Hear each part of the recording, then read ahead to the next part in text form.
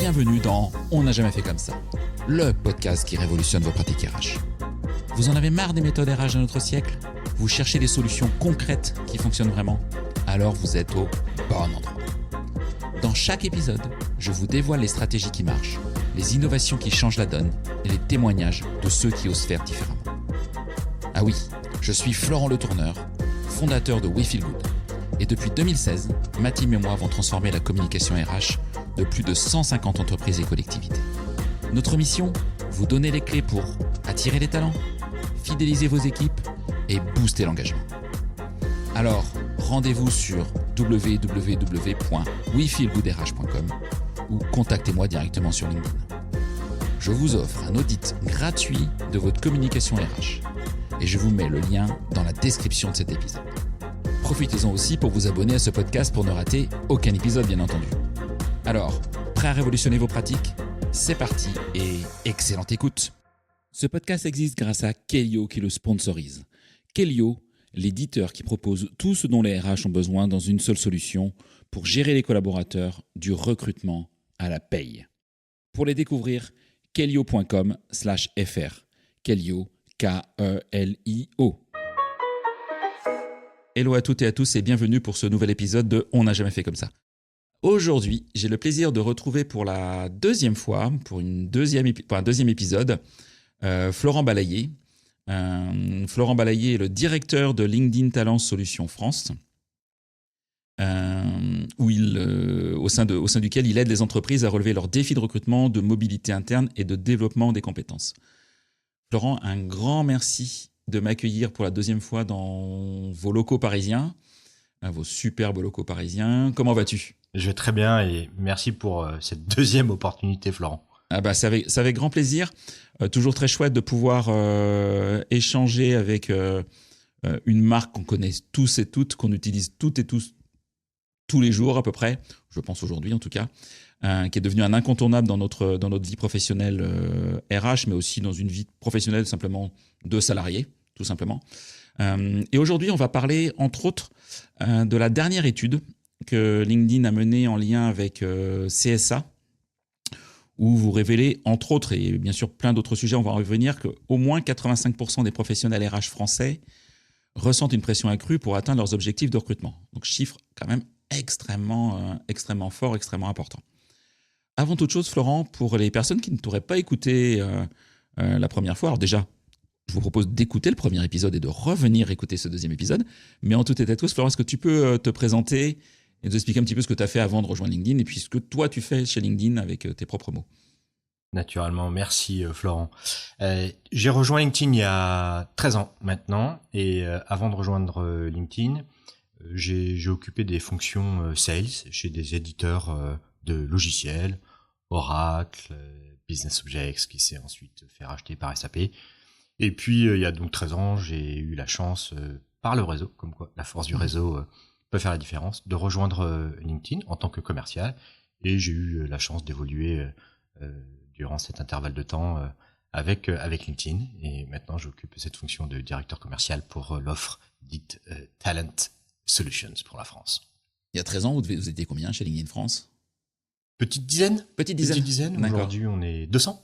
Waouh, wow, ça a quand même bien grandi, quoi. Ouais, c'est une expérience que je souhaite à toutes et tous de vivre.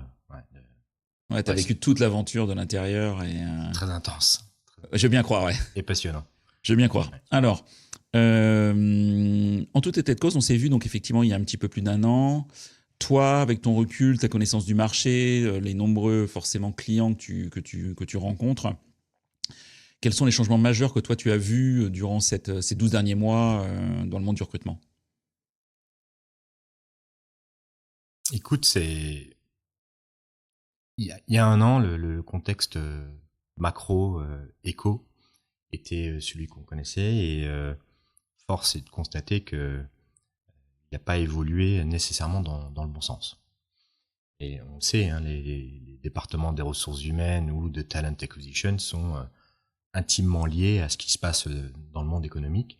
Donc, de ce point de vue-là, on y reviendra tout au long du podcast et notamment sur l'étude, mais En tout cas, sur ces changements-là, malheureusement, il n'y a pas eu d'inversement de tendance, et je dirais même peut-être une aggravation dans une certaine mesure. Ensuite, il y a des bouleversements technologiques. Les choses vont tellement vite qu'en effet, en un an, il s'est passé énormément de choses, notamment sur le front de l'intelligence artificielle et de son utilisation et de sa quasi-généralisation auprès de tous les secteurs d'activité, toutes les fonctions. Et donc là, j'imagine aussi qu'on va en reparler, Florent, mais l'intelligence artificielle dans les départements des ressources humaines et son utilisation dans le recrutement est un fait de jeu véritablement marquant. Ok, vraiment, ces axes sont majeurs. Quand tu dis une aggravation, donc le marché effectivement de l'emploi n'est pas aussi chouette qu'il y a un an, c'est le cas de le dire. Tu trouves que ça s'aggrave encore ces derniers mois, ces dernières semaines, que ça se stabilise pas? Bon, on va balayer un certain nombre de chiffres qu'on a récoltés au gré de cette étude, mais en effet, retenons par exemple la pénurie de talent. Je sais que la pénurie de talent il y a un an était un enjeu qui aujourd'hui, pour plus de la moitié des personnes qu'on a interrogées, reste une problématique qui est très très forte. Et l'impact de l'intelligence artificielle, on en avait largement parlé, mais sur l'adoption de nouvelles compétences dans le précédent podcast. Oui. Et ça, on le voit, cette nécessité de devoir accompagner un salarié, un employé, pour acquérir ou approfondir des nouvelles compétences. Et le corollaire de ça, c'est, on en avait aussi parlé, alors ce podcast n'est pas une redite, mais c'est vraiment la confirmation de ce que nous voyions il y a un an, la mobilité interne. Véritablement un des chantiers majeurs sur lesquels travaillent les directions des ressources humaines est la mobilité interne, du fait de la pénurie de talent et de cette aggravée par cette nécessité de devoir développer ses compétences, puisque je rappelle toujours, ou souvent en tout cas une stat, un pourcentage, 70% des compétences d'ici à 2030 vont changer pour faire le même job. Et donc une nécessité pour les entreprises de mettre en place des dispositifs permettant à un salarié de développer ses compétences pour avoir le job de ses rêves demain. Ouais, donc c'est plus une option. Et puis de surcroît, c'est, je pense, même clairement une attente aussi des salariés. En termes d'expérience collaborateur, aujourd'hui, on attend clairement de son employeur qu'on nous forme, et d'autant plus qu'effectivement, on voit tous et toutes que l'IA générative et l'IA au sens même très global impactent nos métiers de cadre. Alors ça impacte plus les métiers de cadre et de service dans un premier temps, mais ça se généralise dans tous les secteurs d'activité. Je suis très en phase avec ce que tu as dit. Tu as raison, et si je peux me permettre, Florent, une des raisons majeures pour lesquelles un employé quitte son employeur ou l'entreprise, c'est la stagnation professionnelle. Et si je n'ai en effet pas de perspective d'évolution, parce que les gens, ils veulent pas apprendre pour apprendre. Ils veulent apprendre lorsque leur carrière est au centre de cet apprentissage. Si je me fixe un objectif avec le salarié, ou moi-même en tant que salarié, d'apprendre X, Y ou Z compétences, c'est pour en effet parcourir un chemin de carrière qui soit plus ou moins linéaire, peu importe, mais je veux apprendre pour évoluer. Très clair. Alors je viens sur cette enquête. Déjà, pourquoi vous avez fait le choix de réaliser cette enquête? Est-ce que c'est une enquête que vous réalisez tous les X mois, X années, ou c'est la première fois que vous avez ce zoom? Et qu'est-ce qui vous a motivé? C'est la première fois qu'on fait une enquête de cette nature, avec cette thématique-là. La première raison, je pense que c'est LinkedIn, un des business de LinkedIn, c'est en effet celui que l'on fait auprès des directions des ressources humaines, donc avoir une compréhension encore plus fine des attentes, des défis que sont les départements des ressources humaines. Eh bien, on se sent beaucoup plus fort si on a une meilleure compréhension de leurs attentes et de leurs défis. Et puis, on constate depuis une dizaine d'années, alors ça a été amplifié probablement pendant le Covid et après le Covid, que les directions des ressources humaines sont sous les feux de la rampe sur un très grand nombre de sujets. Et les directions des ressources humaines sont au cœur de la transformation des entreprises. Et donc, il nous semblait important de pouvoir les interroger. Ouais, en plus, cette enquête est assez récente, parce qu'elle date de janvier-février. Enfin, les interviews ont été réalisées en janvier-février 2025, je crois. Exactement. Donc, on est sur des tendances très actuelles. Est-ce que toi, Florent, il y a un chiffre ou il y a des chiffres qui t'ont surpris quand tu as eu les résultats de l'enquête, ou est-ce que ça a corroboré ce que tu ressentais, ce que tu vivais dans ton quotidien? Il y a des chiffres qui m'ont surpris, notamment sur la mesure du retour sur l'investissement. J'imagine qu'on y reviendra. Et il y a des chiffres qui m'ont donné l'espoir pour cette fonction, même si j'étais pas, ils sont pas en totale perdition, mais je suis ravi de voir qu'enfin les départements des ressources humaines sont au cœur de la stratégie et de la transformation des entreprises. Une statistique dit, après cette étude, que 82% d'entre eux estiment que leur impact stratégique est désormais bien compris au sein de l'organisation. Le désormais est très important. Ça sous-entend qu'avant, on pouvait penser que les COMEX portaient un œil un peu moins attentif sur cette fonction. Cette fonction-là. Ouais, on est d'accord, Florent. Et pourtant, moi, est-ce que pour toi, il n'y a pas un paradoxe entre ce chiffre qui est très concret, voilà, l'impact stratégique de ma fonction RH, je mets mon posture de RH, elle est bien comprise, enfin, dans mon organisation. Et en parallèle, il y a ce chiffre qui est un peu tête de gondole, on va dire, où il y a à côté 70% des DRH, des responsables recrutement, qui se sentent débordés, sous l'eau, etc. Est-ce que j'aurais tendance à dire, ok, moi je suis le codir, j'ai bien compris l'importance que tu avais, mais je te donne pas encore tous les moyens humains peut-être pour réaliser toutes les missions que tu as à réaliser dans ce monde. Oui, alors j'imagine que le chemin est en train de se construire, et tu as raison de rappeler qu'en effet 70% des professionnels RH peuvent se sentir un peu démunis par rapport aux exigences qui viennent de la part du COMEX. Donc, j'ai cité que 82% des fonctions RH avaient le sentiment de concourir de manière très importante à la stratégie de l'entreprise.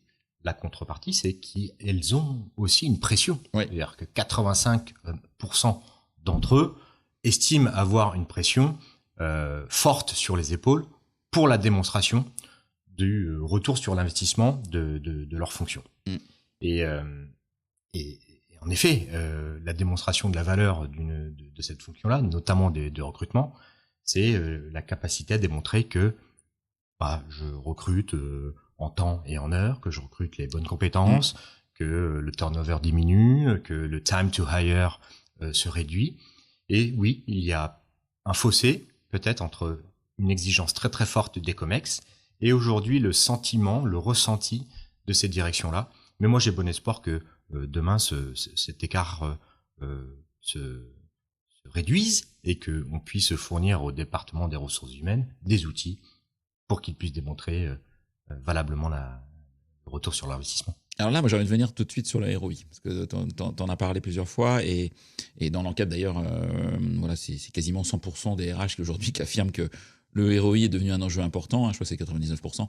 Bon, bref, de toute façon, ça devient, c'est pareil, on doit justifier aujourd'hui, de surcroît dans un monde économique un peu tendu, les budgets qu'on engage, et est-ce que ces budgets amènent effectivement des résultats. Comment est-ce que vous accompagnez-vous vos clients chez LinkedIn, Talent Solutions en particulier, pour se dire, OK, t'investis 100 chez nous, tu vas avoir un retour qui va te permettre effectivement de justifier cet investissement? Ouais, c'est une très bonne question, et je pense que on ne peut pas faire fi de la partie techno, et on essaye de mettre nous, la raison pour laquelle on fait évoluer nos produits, c'est véritablement pour rendre un service toujours meilleur auprès des recruteurs. Donc, d'un côté, il y a un besoin. Les directions des ressources humaines, et Talent Acquisition en l'occurrence, disent, nous, l'intelligence artificielle, nous en avons besoin pour deux choses. La première, c'est de léguer un certain nombre de tâches à ces outils-là parce que ce sont des tâches dites répétitives ou à moins forte valeur ajoutée, pour pouvoir dégager du temps. Donc ça, c'est une expression d'un besoin. Moi, il n'y a pas une journée où je ne parle pas à un DRH et qui ne me dit pas ça. Le gain de temps et surtout permettre aussi aux personnes qui utilisent ces outils de réinvestir le temps gagné sur l'apprentissage de nouvelles compétences. Peut-être qu'on y reviendra. Et donc, LinkedIn, comme un certain nombre d'acteurs, booste ses produits à l'IA. Et je reviendrai pour répondre précisément à ta question. Je crois qu'aujourd'hui, la plus grande force de LinkedIn, c'est de mettre à disposition ces fonctionnalités IA qui permettent de réduire le temps passé sur un outil pour faire du sourcing. C'est la possibilité d'accompagner un recruteur pour la rédaction d'une annonce. Typiquement, est-ce que là, on est dans une valeur ajoutée très forte, peut-être sur la première écriture, mais est-ce que demain, un outil d'intelligence artificielle ne peut pas avoir une approche encore plus personnalisée auprès d'un candidat? Et puis, la manière dont on interagit avec un membre ou un futur candidat, où là, l'intelligence artificielle peut aussi aider, peut amplifier le job d'un talent acquisition en ayant un message ultra personnalisé. Et d'ailleurs, on constate qu'un message qui est généré par l'intelligence artificielle, avec toujours un arbitrage humain, eh bien, on voit qu'il y a un taux d'acceptation des emails. Donc, les emails, c'est les emails internes à LinkedIn, qui croît de 40%. Ok. Donc, en réponse positive. En réponse positive. D'accord. En réponse. Déjà en réponse? Non, en réponse. Oui. En réponse. Donc c'est des emails qui ont une réponse. Qui ont une réponse. Ok. Oui, ce qui est déjà pas rien parce que quand un email n'a pas de réponse, il est perdu en plus. Exactement. Il est perdu jusqu'à la fin du mois. On va pas rentrer dans le détail, mais c'est un peu ça. Exactement. Okay. Voilà. Donc tu vois qu'il y a une hausse de 40% en termes de taux de réponse. Et voilà. Et donc qu'est-ce que LinkedIn fait pour justement soulager ces directions des ressources humaines, talent acquisition, pour qu'ils puissent gagner du temps et être encore plus efficaces. Et en termes de ROI, du coup, moi, si j'ai cette solution, si je suis client, donc, je peux mesurer tous ces éléments, annonce par annonce, mois par mois. Quelle data vous fournissez en fait? Alors, il y a la première chose, c'est on mesure l'engagement des équipes qui ont un outil qui s'appelle LinkedIn Recruiter. Donc, on est capable de donner des statistiques très très précises sur l'utilisation d'une personne qui a à la disposition cet outil-là. Il s'est connecté tant de fois, il a vu tant de profils. Ensuite, on a la possibilité aussi de regarder le taux de réponse sur les emails et de voir peut-être que s'il y a une chute ou si ça stagne, on est en capacité de regarder la qualité de rédaction des posts, des annonces. Voilà. Et puis la partie émergée de l'iceberg, c'est on est aussi en capacité de fournir à nos clients le taux de recrutement. C'est-à-dire que je suis la société A, je contacte un membre, Florent Le Tourneur. Florent Le Tourneur est dans l'entreprise A, et après qu'il a été contacté par un recruteur de l'entreprise, il met son profil à jour et il rejoint l'entreprise A. Eh bien, je peux affirmer que Florent Le Tourneur a été positivement impacté par les solutions LinkedIn, et de là on peut dire, voilà, LinkedIn a contribué à telle hauteur, à tel pourcentage de l'ensemble des personnes qui ont été recrutées sur les recrutements. Voilà.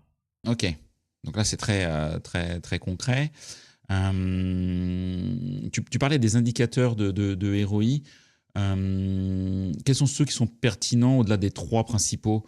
Souvent c'est la durée d'un poste, enfin dans le poste, c'est le turnover, etc. Est-ce qu'il y a d'autres indicateurs que tu penses pertinents, toi, aujourd'hui pour un recruteur? Donc là, tu te mets côté entreprise et demain. Okay. Oui. Je pense que le turnover est probablement une des éléments de mesure qui est important. Et puis c'est très difficile de répondre à cette question parce que chaque entreprise a une manière un peu différente. Oui, parce que la notion de turnover, c'est pas toujours simple parce qu'il y a des entreprises, 20% de turnover pour elles, c'est la normale en fait. Exactement. Et c'est pas grave. Exactement. Alors que d'autres qui étaient habitués à des chiffres à 5%, passer à 10%, il se passe quelque chose dans la boîte, quoi. Ouais, exactement. Donc c'est toujours un peu compliqué, ce sujet. Non, t'as raison. Dans une ESN, en effet, un turnover autour de 20%. C'est dans le marché, quoi. Ouais, exactement. C'est dans le marché. Ensuite, il y a des clients qui sont très précis dans la mesure de la performance. C'est un coût logiciel. LinkedIn ou un autre support coûte tant. Quel est le nombre de jours hommes nécessaires pour faire fonctionner cet outil? Quelles sont les couches logicielles basses? Quelles sont les couches logicielles hautes? Le temps passé, on en a parlé. Donc voilà. Mais je crois que le turnover. Et ensuite, me semble-t-il, c'est assez qualitatif et donc un peu plus dur à évaluer. C'est la qualité du candidat. D'un côté, j'ai le business, donc les métiers qui viennent avec une fiche de poste. Il me faut souvent le mouton à 5 pattes. La talent acquisition s'arrache les cheveux pour le trouver. Et je crois que la bonne adéquation entre les compétences qui étaient demandées et celles qui sont on ramène véritablement au business, le taux de complétude entre les compétences nécessaires et celles que l'équipe recrutement est en capacité d'offrir à celui qui recrute, je pense que c'est une bonne mesure. Ok. Est-ce que vous envisagez d'aller sur ce terrain de jeu, parce que c'est quelque part l'adéquation entre le profil et les postes, on peut aussi, bien sûr, sur LinkedIn, publier des annonces, des offres d'emploi qui sont publiques et y postuler. Là, je me mets du côté utilisateur lambda de LinkedIn qui a un profil, voilà, le milliard dans le monde et les 32 millions en France à peu près, je crois que c'est à peu près ça aujourd'hui. Ouais. Est-ce que vous envisagez aussi de travailler effectivement je dirais des outils peut-être d'IA génératif pour faciliter la rencontre entre le candidat, qui s'ignore candidat d'ailleurs des fois, et l'offre d'emploi de vos clients parce qu'il y a le client qui source, qui va essayer d'approcher, mais il y a aussi des personnes qui sont sur LinkedIn, qui surfent, qui sont dans le feed et qui voient des offres d'emploi, qui se disent waouh, tiens, celle-là, j'y ai pas pensé, ou cette boîte, j'y ai pas pensé, et je pourrais y postuler, quoi.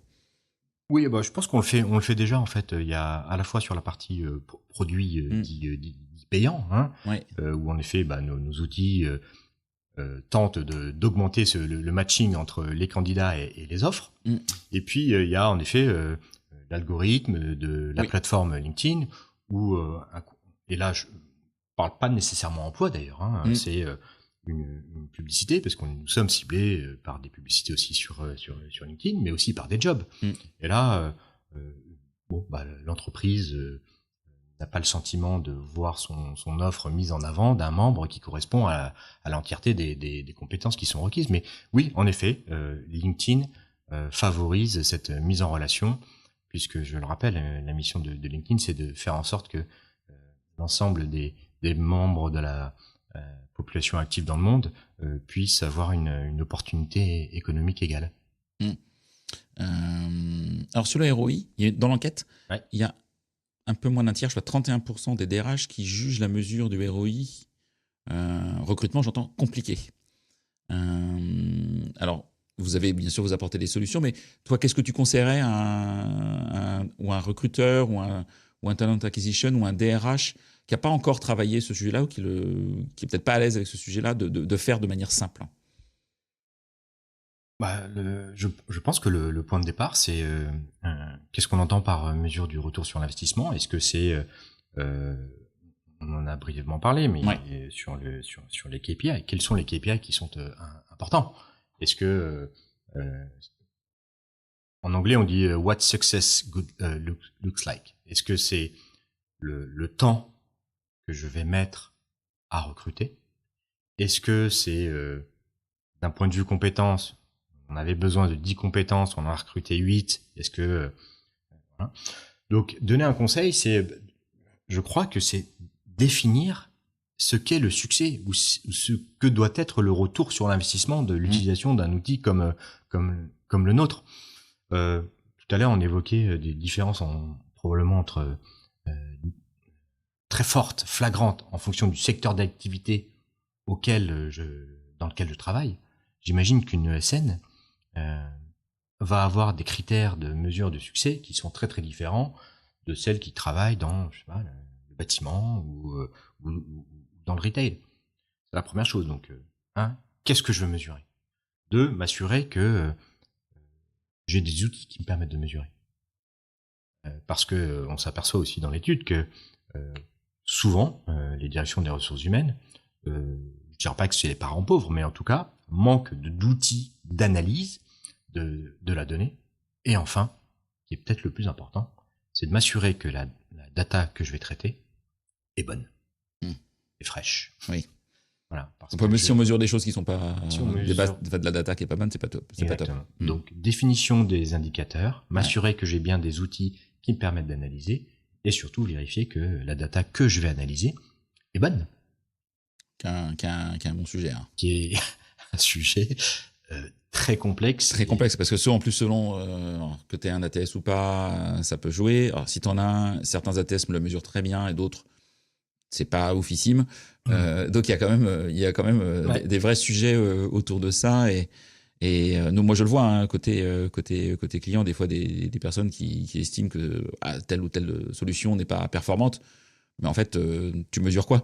Exactement. Et donc c'est biaisé, le résultat est biaisé, et l'analyse est biaisée, et les conclusions sont fausses en fait. Exactement. Et là, il y a un vrai travail de se poser.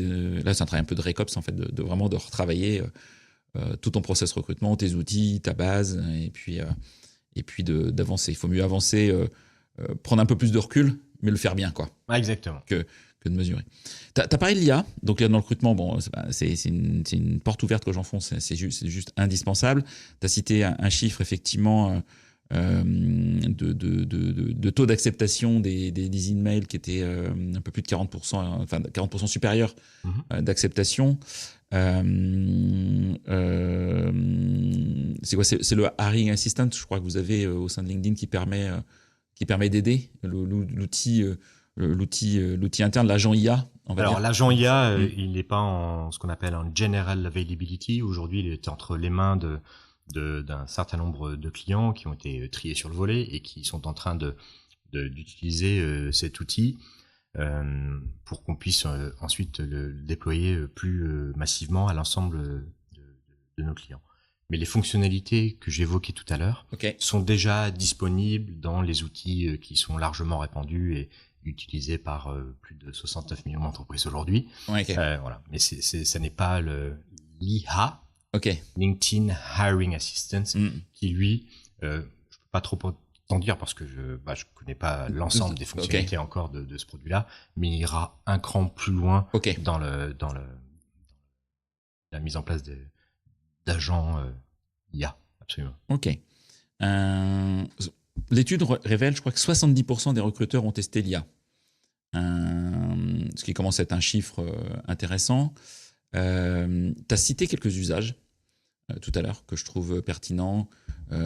Écriture ou réécriture d'annonces, écriture ou réécriture de messages d'approche, en tout cas de messages performants.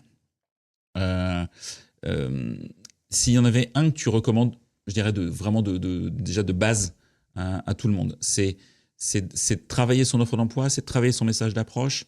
Comment est-ce que vous l'analysez, vous, de votre côté chez LinkedIn? Je sais pas s'il y a... moi, je pense que c'est l'addition de plusieurs choses. Je sais pas si je pourrais donner un poids à l'un ou à l'autre. Après, la première interaction, je crois qu'elle est clé.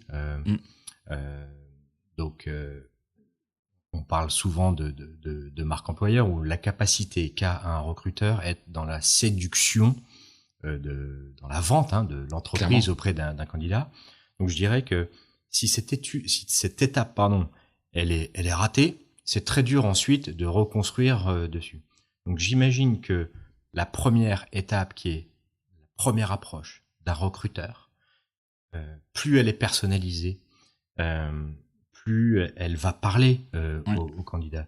Ça t'aura pas échappé.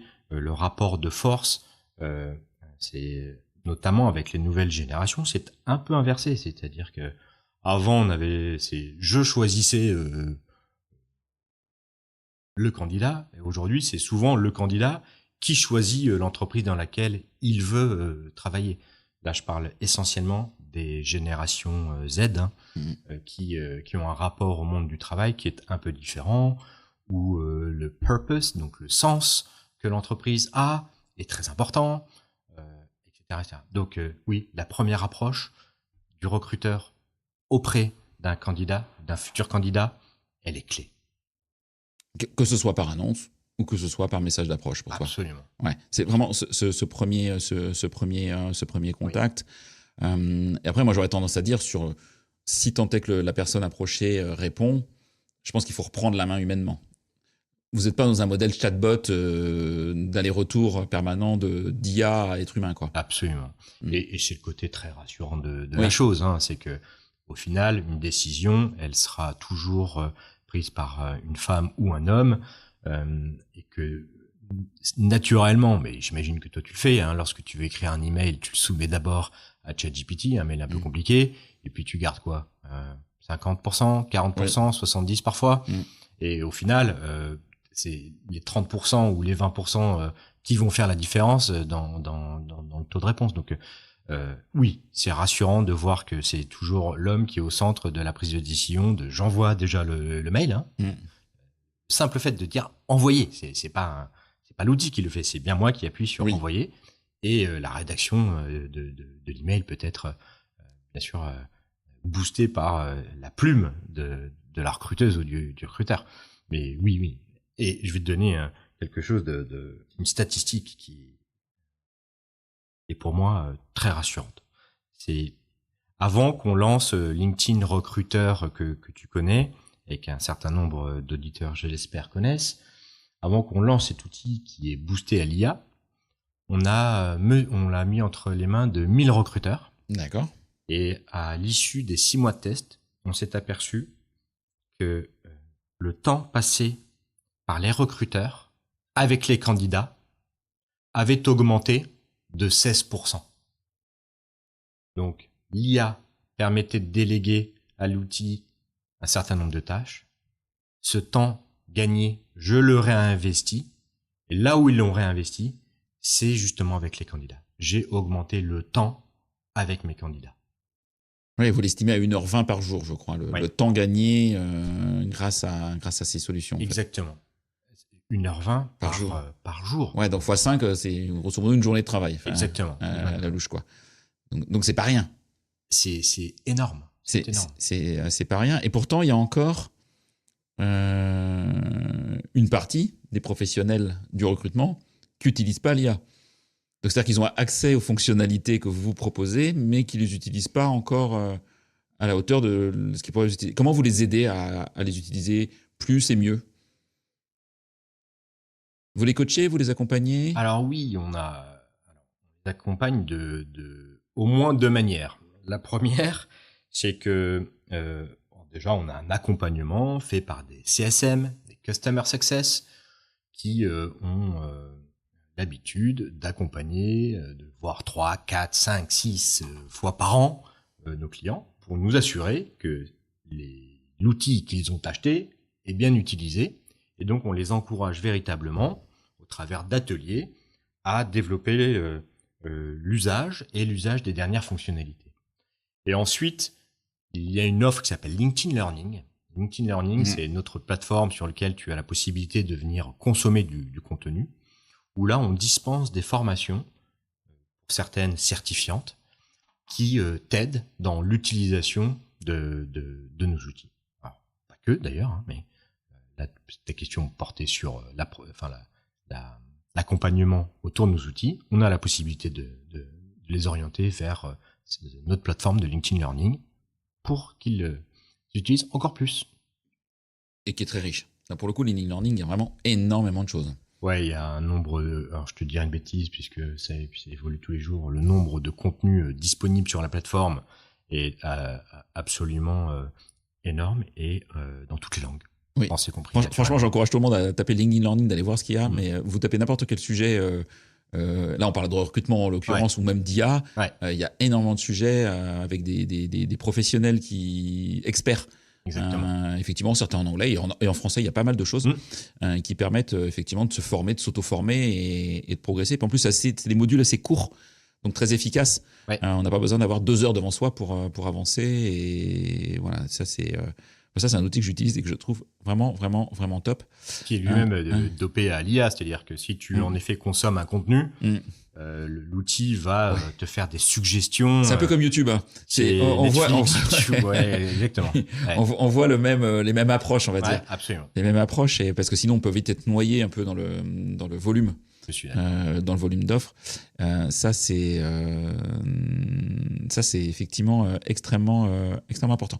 Alors, les personnes qui nous écoutent pourraient se dire ouais, bah, c'est chouette, mais moi je suis RH, je fais un peu de recrutement, mais je fais pas que du recrutement. Et puis je travaille dans une petite PME. Est-ce que je peux utiliser ces outils, ou est-ce que ces outils, alors je mets de côté effectivement le Hiring Assistant qui est encore l'étape d'après. Ouais. Mais est-ce que ces outils d'aujourd'hui, ils sont accessibles, je dirais, à n'importe qui a envie de choisir ces solutions et de l'utiliser? Si je dresse la carte d'identité des entreprises qui utilisent LinkedIn Recruiter, je serais très ennuyé de répondre c'est quoi la morphologie, le morphotype de... C'est pas le CAC 40, quoi. Non, c'est-à-dire que tout type d'entreprise, quelle que soit sa taille, ça va de 1 à plusieurs milliers d'employés utilisent nos solutions. Et donc, non, je dirais, alors bien entendu, il faut avoir des besoins en recrutement. Un minimum de volume. Un minimum de volume. Et puis, alors, oui, minimum... oui et non, parce que même si on a une annonce, on peut passer une annonce. Je peux passer mon annonce sur LinkedIn, et là, je laisse l'algorithme même faire, et voilà, donc en dormant, je source. C'est-à-dire que je poste, et puis on va me faire une suggestion de profil. Donc c'est hyper dur de répondre à cette question, Florent, mais moi je veux rassurer les auditeurs. LinkedIn n'est pas un outil qui est uniquement réservé au SBF 120, au CAC 40. CAC 40, c'est 40 entreprises. On a 800 000 en France. Ouais, donc c'est forcément un peu plus que le CAC 40. 800 000 utilisent. Donc, tu vois, si tu regardes la structure économique des entreprises qui font la France, bah voilà, t'as SBF 120, CAC 40 et le reste du monde. Voilà. Non, mais voilà, le message qui est important de passer, c'est qu'effectivement, on peut avoir une entreprise de taille modeste, pour peu qu'elle ait des besoins de recrutement, qui peut utiliser des outils modernes, dopés à l'IA aujourd'hui, et encore mieux demain, et on va laisser des choses se faire étape par étape, et d'avoir des solutions, en tout cas, pour accélérer le temps de recrutement et la fiabilité aussi, l'adéquation profil-poste dont on a parlé, qui est, je pense, extrêmement importante. Moi, le nombre de clients qui me disent, moi, en fait, mon enjeu, c'est plus d'avoir plus de CV. C'est d'avoir des CV qui sont de qualité. Et alors vous, c'est pas évidemment pas votre sujet, mais nous, on le voit du côté client. Et moi, je le vois même, moi, en tant que dirigeant d'entreprise, avec des outils, la Dopelia du côté candidat, qui permet de multi-diffuser en mode un peu Tinder. Je postule pas, je postule bas. Et qui génère des candidatures. Alors, certes en nombre, mais alors totalement voilà, on remplit sa base d'ATS, mais c'est tout, quoi. Ouais, je comprends. Voilà, et on passe son temps à dire non, quoi. Donc ça, c'est pas possible. Et c'est pour ça d'ailleurs qu'on observe un phénomène très important, c'est le recrutement par les compétences. On en avait parlé la dernière fois, mais je pense que c'est important de réévoquer ce sujet-là. Avec dont le fameux chiffre que tu parlais, 70% des compétences qui évoluent d'ici 2030, quoi. Exactement. Donc c'est qu'aujourd'hui, si je ne recrute que avec un filtre basé sur l'expérience ou un diplôme, bon, je dirais que ça c'est un peu à l'ancienne, quoi. Aujourd'hui, on va recruter par les compétences. Recruter en regardant les compétences d'un membre, d'un futur candidat, c'est la garantie d'augmenter par 10, par 12 ce qu'on appelle le talent pool, c'est-à-dire le nombre de personnes que potentiellement je peux adresser lorsque je recherche un job. Par exemple, on peut prendre 2 jobs. On peut regarder un data analyst et un data scientist. Quelle est la différence entre un data analyst et un data scientist? Il y en a. Mais tu t'aperçois que il y a 70% d'overlap de compétences.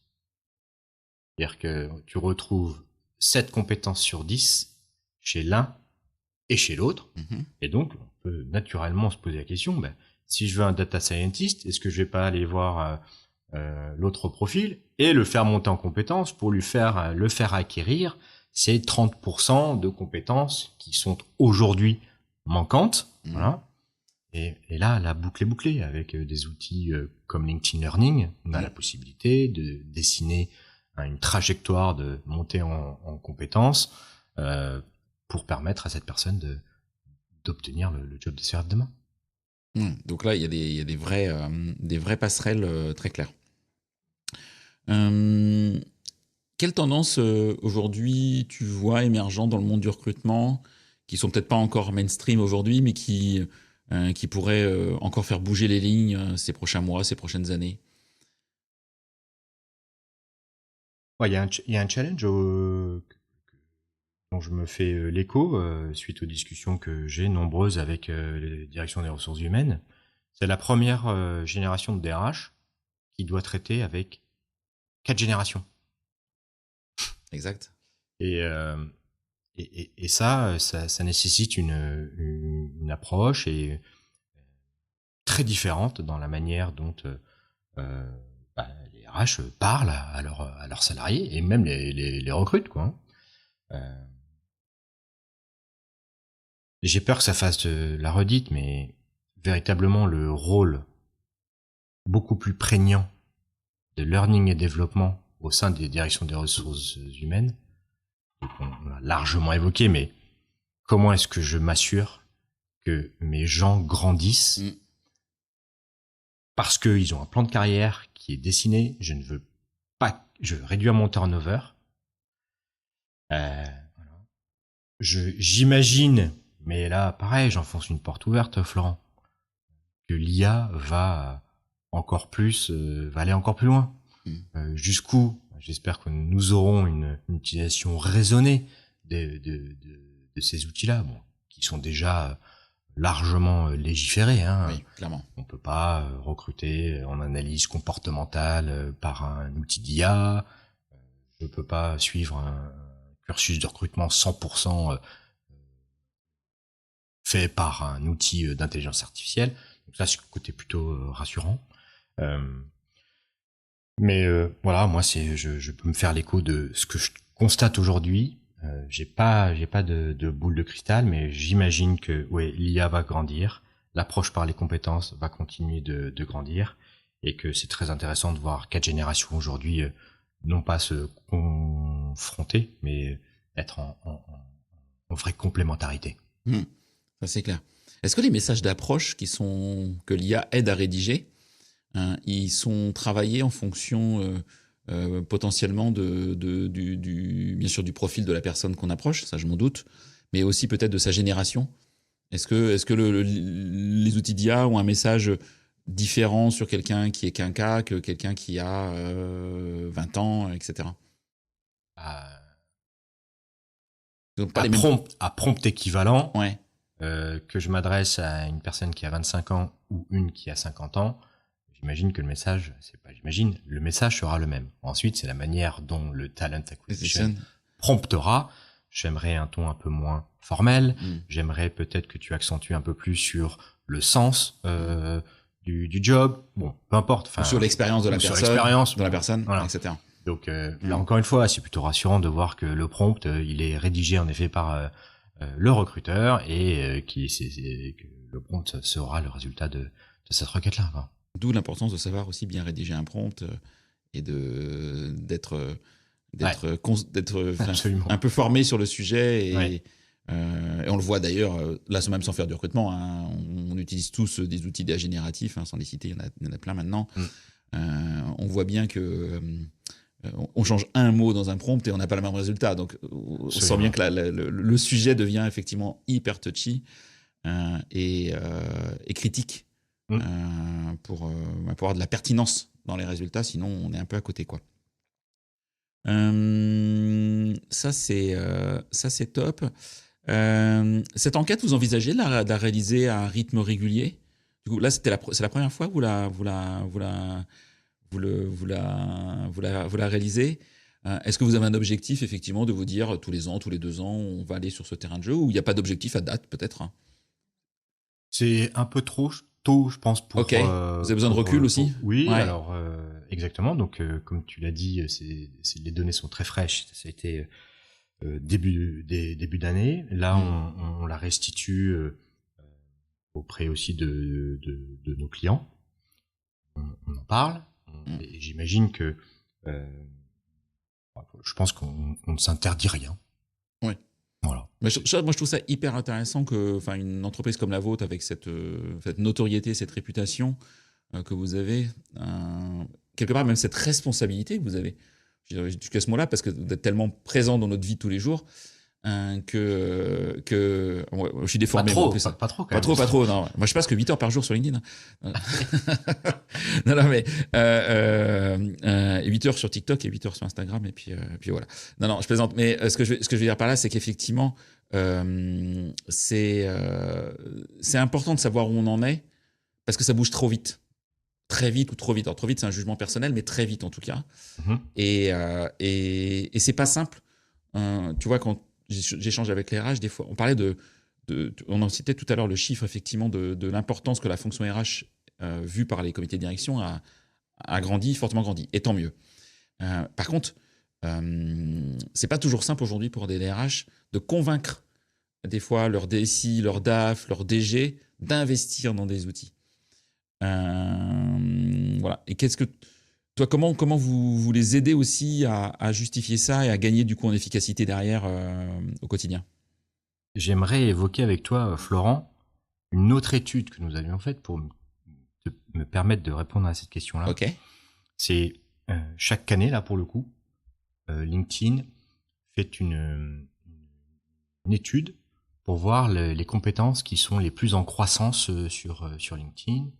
Et grâce à la richesse de nos données, on est en capacité de regarder métier par métier quelles sont les compétences les plus en croissance, etc., etc. Et si on double-clique sur la fonction recrutement, on s'aperçoit que la compétence qui croît le plus, c'est l'analyse de données. Et je suis pas certain que si nous avions fait cette étude il y a 5 ans, l'analyse de données apparaissait comme une des compétences les plus en vue chez les directions des ressources humaines ou des talent acquisition. On est d'accord. Donc là, c'est la vraie démonstration qu'en effet, être bien outillé, c'est une chose, avoir le bon dataset en est une autre, mais avoir cette compétence qui est là, pour le coup, ça peut être une hard skill ou une soft skill, allez, je dirais que c'est au carrefour des deux, plutôt une soft, de faire du storytelling autour de l'apprentissage que j'aurai sur un set de données. Et là, moi, ça, je le partage à mes clients. Ok. Sachez que, voilà, le COMEX vous attend probablement au tournant. Il n'y a rien de négatif. Soyez armés. Préparez-vous demain, après-demain, dans 1 mois, dans 6 mois, je ne sais pas, mais à avoir des questions relatives au storytelling que vous pourriez avoir sur la démonstration de la valeur de votre fonction-là. Ok. Voilà. On va créer des fonctions de HR Data Analyst et de HR Data Scientist. Moi, j'y crois. On n'est pas loin, en fait. Ouais, moi, j'y crois vraiment. Moi, je pense que le futur de la fonction va peut-être même être de l'hyper-spécialisation sur certains sujets, quoi. L'IA devient une commodité. Oui. Je laisse l'IA tourner pour un certain nombre de tâches, pas toutes. Et puis, je dégage du temps pour être l'ambassadeur d'EVP. Je suis un data analyst, RH, etc., etc. J'y crois beaucoup. Ok, très très clair.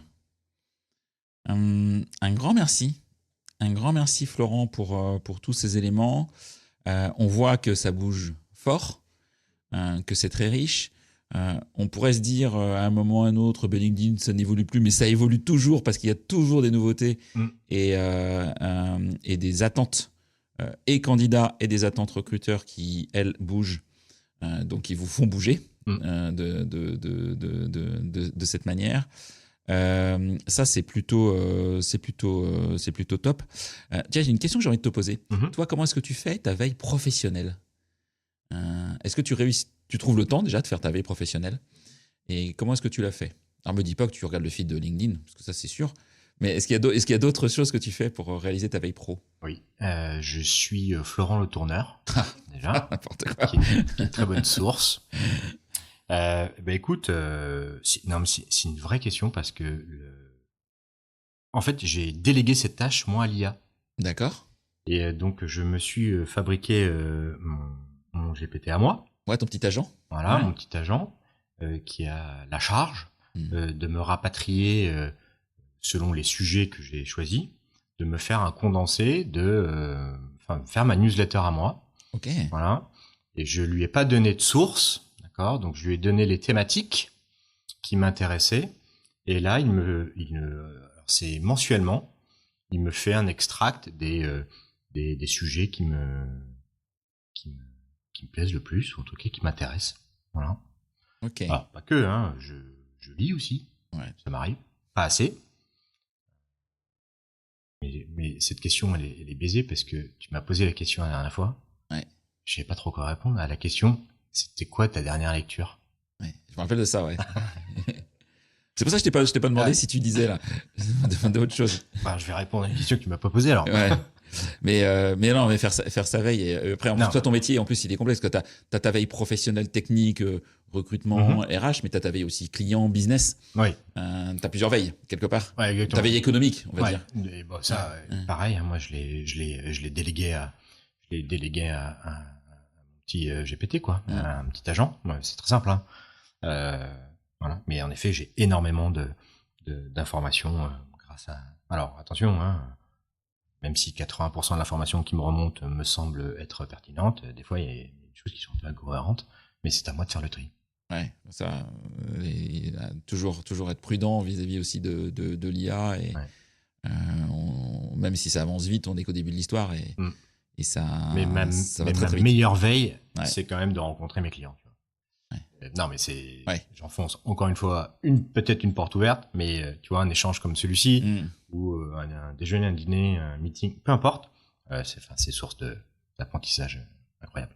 Oui, c'est ce que vous faites d'ailleurs avec cette tournée dans je sais pas combien de villes, une dizaine de villes peut-être. En France. 6 ouais, de mémoire. 6 villes en France où vous allez à la rencontre effectivement de vos clients et pas que les clients parisiens, et tant mieux. Ouais, exactement. Vous venez à Rennes, donc nous sommes très contents de le savoir. Rennes, Strasbourg, Marseille, Lille, Lyon. Non, mais ça c'est top effectivement qu'une entreprise comme la vôtre aussi vienne à notre rencontre. Je pense que c'est important, quoi. C'est pas juste une app sur son iPhone, quoi. Exactement. Non, c'est 75% de nos membres sont en dehors de la région parisienne. Le tissu économique ne se résume pas uniquement à la Défense ou Paris. Et naturellement il est très important pour nous de s'enquérir et de s'enticher du tissu local. C'est là où sont nos membres. 75% d'entre eux y sont. Donc voilà, on essaye de développer cette proximité absolument. Ok. Un grand merci Florent. Merci Florent. pour m'avoir consacré du temps une deuxième fois. C'est très sympa. Merci de m'avoir accueilli une nouvelle fois dans vos chouettes locaux parisiens. Et à bientôt en tout cas. Et merci à tout le monde. Merci Florent, merci beaucoup. Merci, au revoir. C'est terminé pour ce bel épisode. Merci de l'avoir suivi en entier. Pour ne pas rater le prochain, d'ailleurs je prépare plein de chouettes entretiens pour ces prochaines semaines, abonnez-vous à On n'a jamais fait comme ça. C'est le bouton Suivre sur Apple Podcast ou s'abonner simplement sur Spotify. N'hésitez pas également à mettre 5 étoiles si vous avez apprécié ce podcast et à me contacter via LinkedIn pour tout commentaire ou toute suggestion d'invité. À bientôt.